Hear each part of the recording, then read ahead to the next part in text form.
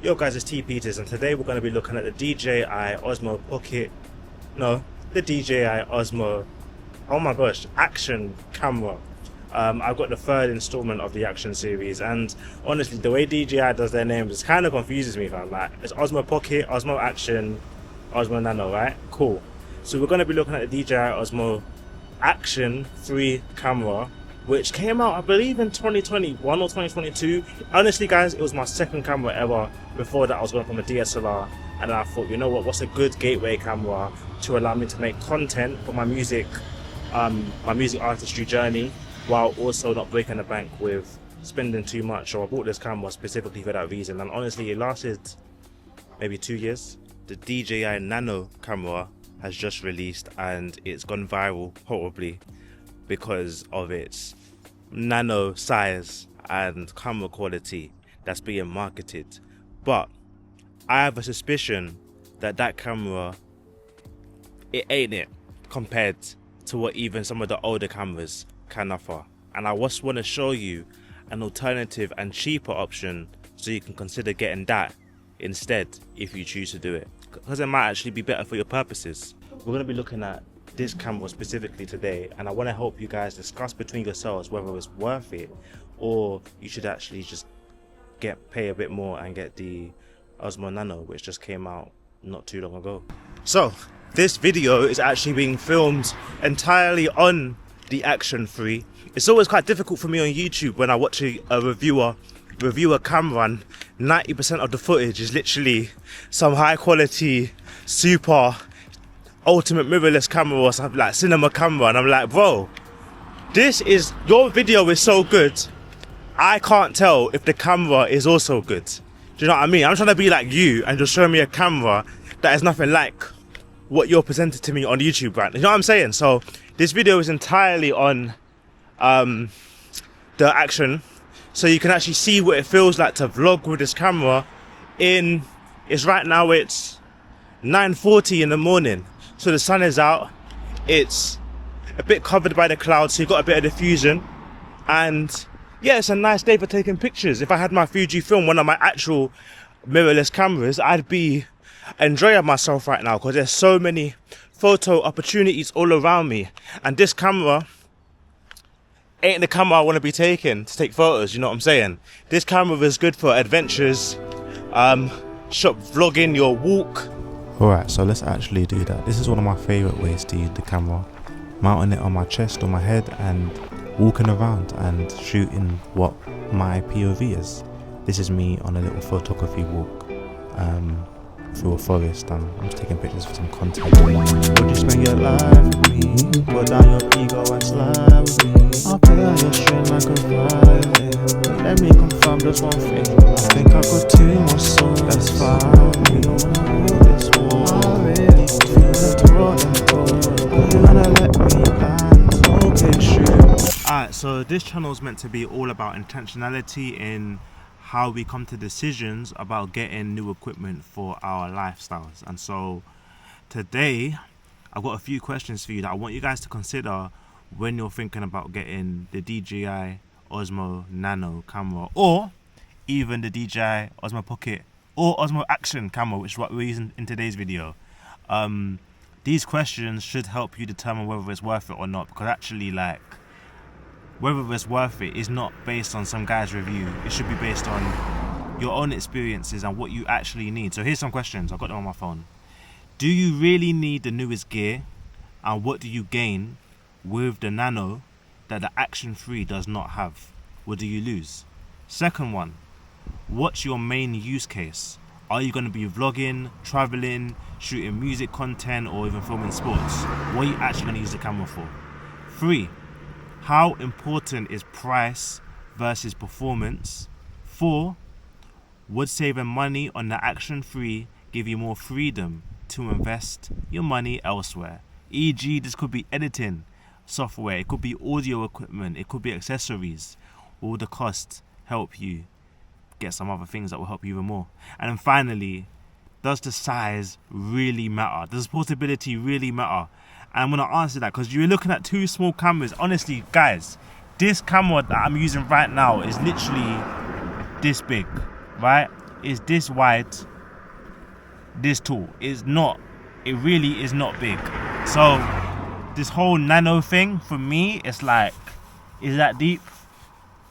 That's what I'm thinking about. So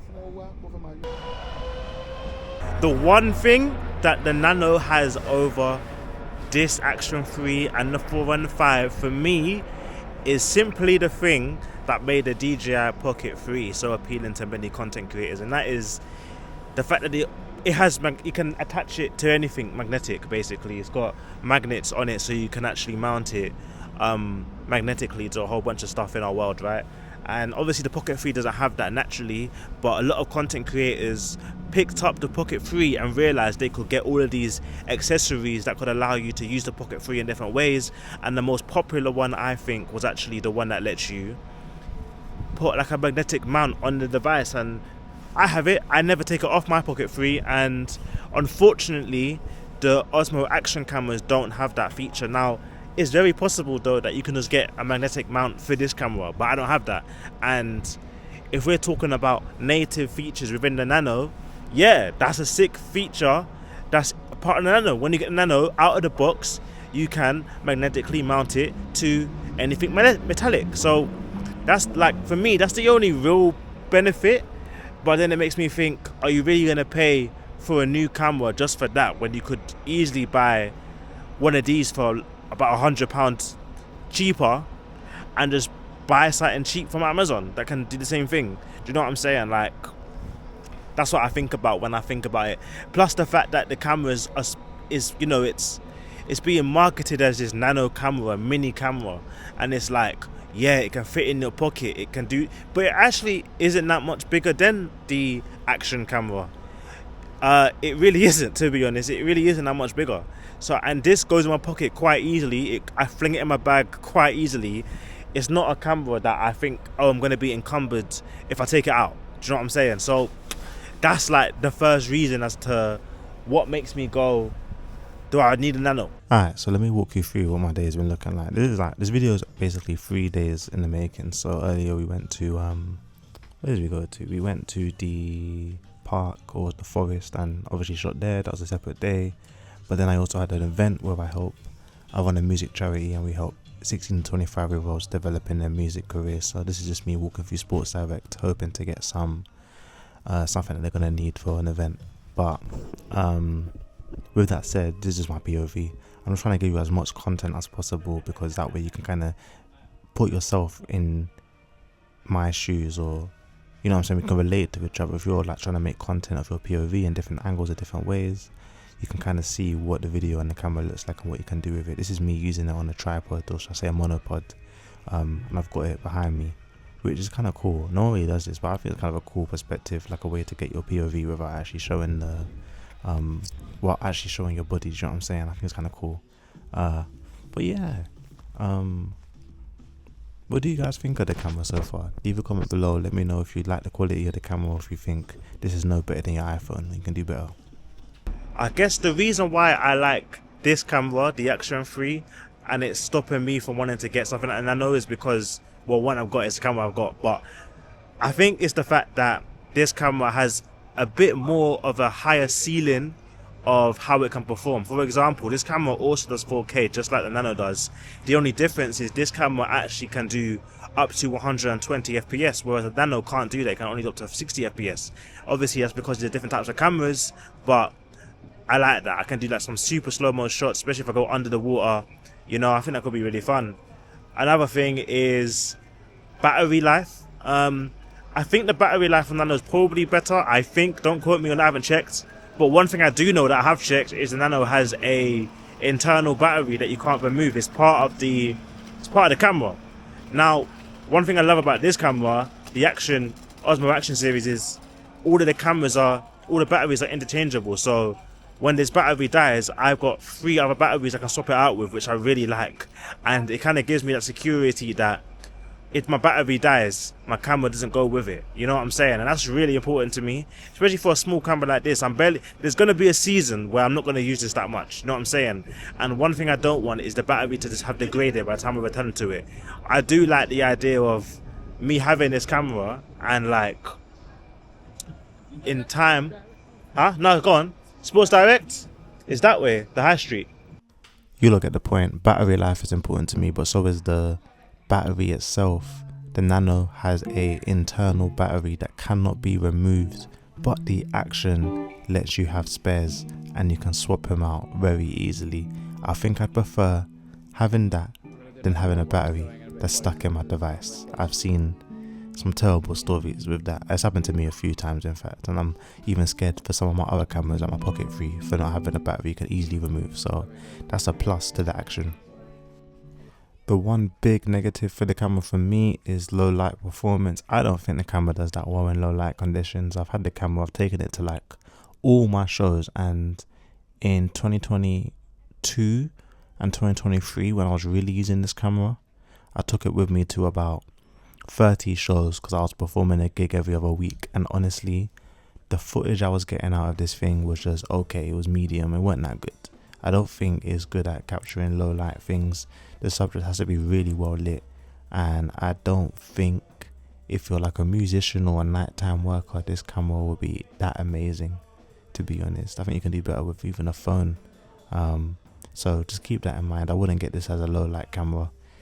If you're an adventurer going outside, I took this to Iceland with me and we saw a lot of daytime stuff and snow, beautiful settings, or going to parks. Hey, this camera's lit, but not in the dark.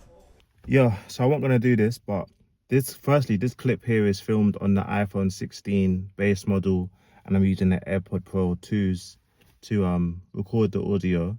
So it might be helpful anyway. I just couldn't get the camera right now. I left it at home. But why am I filming this? The reason is because I wanted to show you guys a couple clips from the DJI Action camera that I took as a content creator. So in October, there's this challenge called Beattober, where producers or music makers are meant to like make a instrumental every day and post it. So I've actually forced myself to use the DJI Action camera as my content creation camera for the month, or at least for the first week. So I'm going to show you a couple clips that I filmed of me just making some instrumentals. I mean, yeah, that's it. And you can see what, the camera quality looks like, and you can kind of compare it to, the other platforms like, other artists on TikTok, other content creators on Instagram, and you can kind of see what the quality kind of looks like when you've got medium lighting, not that good. I had my living room light on and I had a ring light on my face, and that's about it. So the lighting isn't going to be super high professional, kind of like just the normal setup you would have in a normal home. Do you know what I'm saying?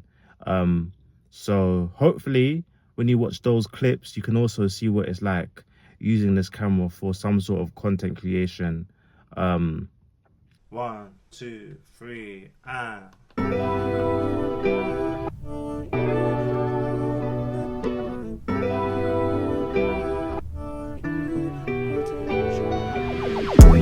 you spend your life with me? Put down your ego and slide with me.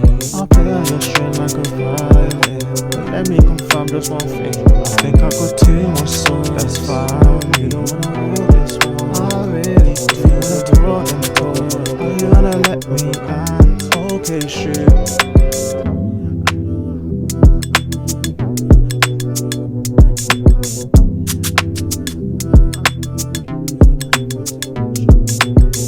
I found it much easier using this camera for content creation. Like, it was a lot more go than all my other cameras, even my iPhone.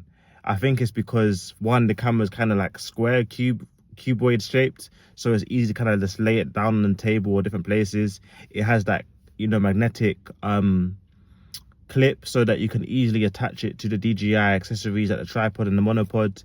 Like, actually setting up this camera for quick videos, I'd say it's almost equal to the DJI Pocket camera. That they do different things, but yeah, like, that way of shooting is so easy to just get a video out there. Even like because of the fact that it's got the ultra wide, you can capture so many things and have the choice to like crop in. Just to crop in, you can capture more things and then choose how much you want seen, compared to other cameras where it's like you've got to like move the phone far back. Maybe there's a wall there, so you can't actually move it that far back and get that wide lens. So yeah, the actual use case of using the camera was honestly one of the best. I'd happily just create videos every day with that camera more than my actual mirrorless Fujifilm camera. The only issue that we have to ask is the quality worth it? So that's why I wanted to show you these clips. So yeah, is the quality worth it though, for the ease?